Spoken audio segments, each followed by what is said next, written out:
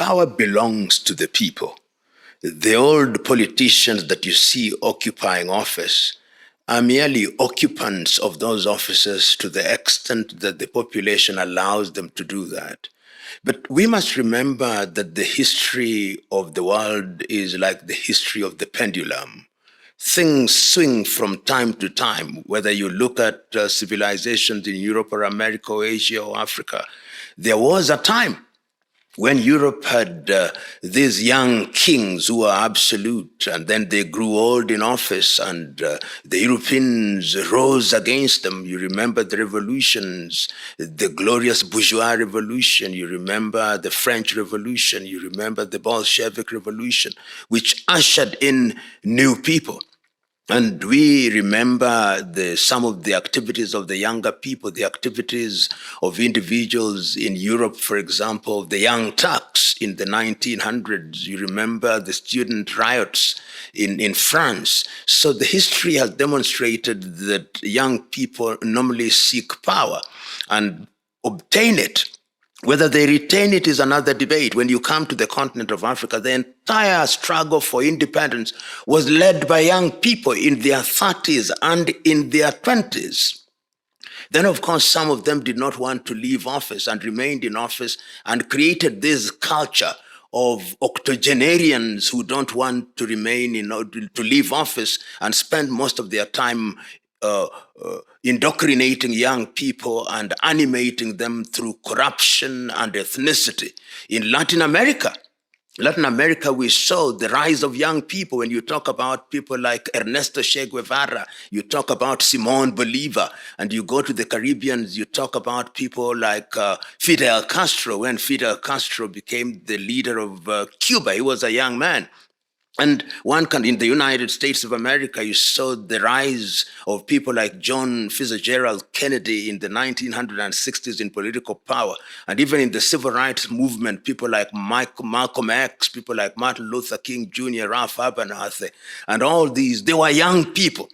So it would be simplistic to say that power is with old people. Right now, as I speak to you, you go to the Scandinavian countries and look at the average age of those in leadership is in 30s. And that is also true across most of Europe, except for a sprinkling of octogenarians. Asia, of course, has slightly older leaders. Africa is the home of individuals, most of whom have simply refused to get out of office. And that is a tragedy. And that is because they have succeeded in persuading our young people to be preoccupied with things that are not useful. So they bribe them.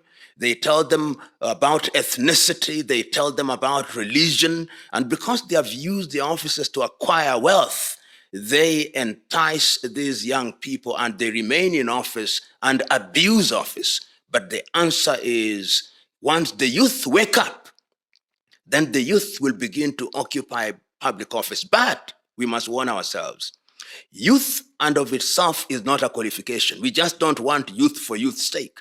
We want young people who are patriotic, young people who are visionary, young people who are dedicated, young people who are honest. In the words of Kwame Nkrumah, we want young people in whom we can have faith, young people who believe in their countries, young people who believe in humanity.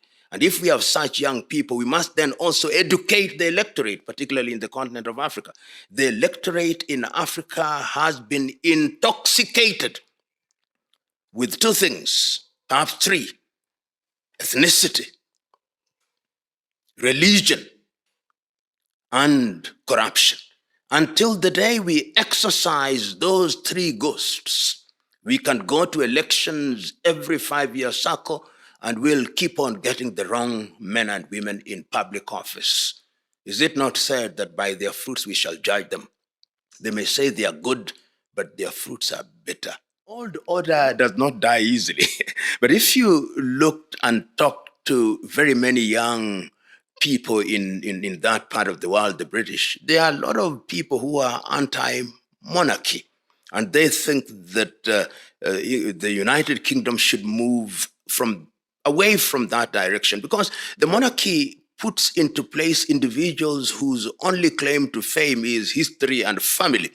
Of course, it serves them well. I'm not one who is just about to condemn their society. If that is what their society thinks is good, and you must also remember that the European monarchies have known revolution. There was a time when there were absolute monarchs across Europe. And they were removed from Sweden to what was then Russia with the death of the Romanovs in Greece and in all these other places. So the absolute monarchs died, and we now have constitutional monarchs who are merely symbols of national unity. That is a compromise. But the United Kingdom that you are talking about, you remember that there was Oliver Cromwell, who tried to overthrow the monarchy and to eliminate it completely during what was then called the Glorious Revolution. But those are things that will continue. You cannot begrudge them. But the truth is, many people see those monarchies as historical curiosities, and that is the value that they have. And they are latter-day celebrities. No, not at all. I'm one who does not believe that you must not have a relationship with people who are old. Old is useful. People who have had experience are useful. You learn from their mistakes. That is what experience is all about, that we have made mistakes, and therefore, because I'm older, I want you to avoid those mistakes. But you must, as an individual, if you're in a position of leadership, be mentally agile to know when you are being misled.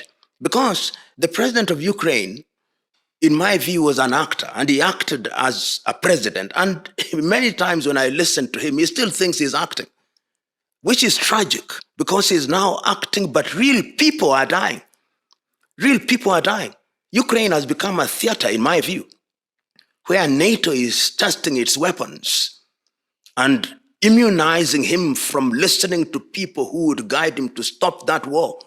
If we stopped listening to NATO and the Joe Bidens of this world, let me tell you, that war would end in a month. But they are encouraging. They are telling him, go on, we are going to supply you with F-16s and drones and all these things.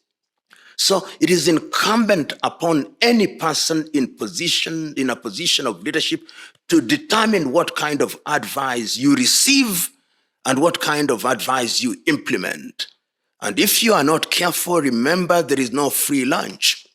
These people are telling you to do the things that they want you to do, because at the end, they are looking for a particular result. So one must be very careful. You must always surround yourself with men and women who mean well for you and the country. And it is Lenin, after the Bolshevik Revolution, who used to say that you must listen very carefully to your enemies, because sometimes they tell you the truth that you do not want to hear but need to hear. Sometimes you are surrounded by a coterie of people who pretend to be your friends, but they are not. They are friends of the office that you hold and the things and the doors that you can open for them. That requires discernment. That requires detachment. That requires focus. That requires selflessness. That requires intellectual firepower and spiritual contentment. Easier said than done. You know, power, it is said, corrupts, and absolute power corrupts absolutely. But I remember the great Tanzanian president, Mwalimu Julius Kambarage Nyerere, used to say that when you are called upon to serve, remember that you are not necessarily the best, but you've been given the honor and privilege of serving. That is why we call you honorable. That is why sometimes we even call you excellency, not because you are excellent yourself, but we expect you to do excellent things. If you surround yourself with the wrong people who will continue to worship you, very soon you get used to being worshipped, then you become a demigod, and you become hostile to truth, and you become attracted to flattery. The strength of character is very important, and power does not change people. Power reveals who you truly are or truly are. I've interacted with individuals, even across this continent, men and women who mean well, and they serve well. I was telling a friend of mine who is a senior politician in Kenya that one of the greatest hallmarks of a servant leader is that when he or she receives a letter from a citizen, he or she acknowledges the letter. And I've dealt with many African heads of state, and to their credit, quite a number of them, they will cause the letter to be acknowledged. In Kenya, which is my country, you write to leaders, they never respond. Never. Because there is arrogance, which is tragic. So what must one do when one gets into public office? Humility must never abandon you. I've had the opportunity myself of serving in public spaces in this country on 3 different occasions. And in my view, have never changed. I've always realized that power is temporal and that you only do your bit and leave. As William Shakespeare once said, all the world is but a stage. We have our comings and goings. If you remember that, you'll remember to always have humility as your shadow. Most African politicians, I'm very reluctant to use the word leaders when I make reference to most African politicians. They occupy positions of leadership, but they are not leaders, most of them. First of all, the intention with which they enter into leadership is the problem. They seek office because they love power and privilege and opportunity that it provides to them. They want to become wealthy. And the easiest and shortest avenue to wealth in Africa today is public office. With the minimum effort, you become a multi-millionaire. They go there in order to be worshipped. And they go there not to do the right thing. And once they have been in office, they do so many wrong things that it becomes dangerous for them to leave office. So their continued occupation of office is also to ensure that they enjoy immunity that comes with office. But when you are a good leader who does the right thing, you do not fear to leave office because nothing has changed. And I've seen leaders of that ilk in this part of the continent. And there are quite a number of sprinkling of leaders who have left office and are doing great things. Joachim Chissano in Mozambique. Ifikepunye Pohamba in Botswana. People like my good friend Jakaya Mrisho Kikwete, Ali Hassan Mwinyi in Tanzania, Benjamin William Mkapa, Joachim Chissano, as I've said, of Mozambique.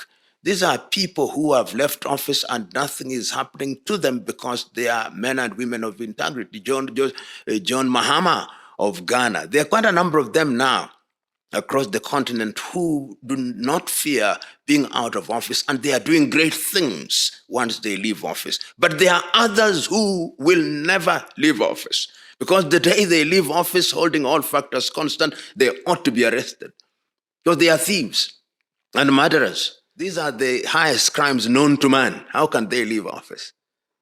And we know them. Positive civic awareness and consciousness. If you look at the Kenyan politics today, and I've been around, I've seen these politicians move from one political party to the other. I've seen them work together. I've seen them oppose each other. I've seen them contradict themselves, say one thing with one side of the mouth and deny it with the other side of the mouth. And as long as they are capable of manipulating the population along ethnic lines, they will always succeed. So how do you solve it? By civic awareness. Is it easy? It is not easy, because these individuals have now amassed so much money in an environment where there is great poverty, so that any man or woman with ideas is not attractive to the electorate. The person who is attractive to the electorate is the man or woman who has a lot of money. That is why essentially countries in Africa, including Kenya, there is a lot of kleptocrats, people who are thieves. I dare say that in the Republic of Kenya, as in most African countries, 99% of the politicians cannot account for more than 1/3 of their wealth.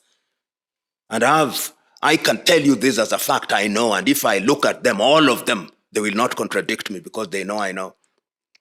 And therefore, if we are going to change this country, voices of reason, voices of goodwill must become louder and louder.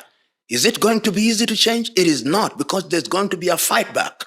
When somebody has now gotten into public office and is enjoying the highest quality of life because of public office, will they leave it? You now have politicians who are essentially part-timers, but they enjoy pension.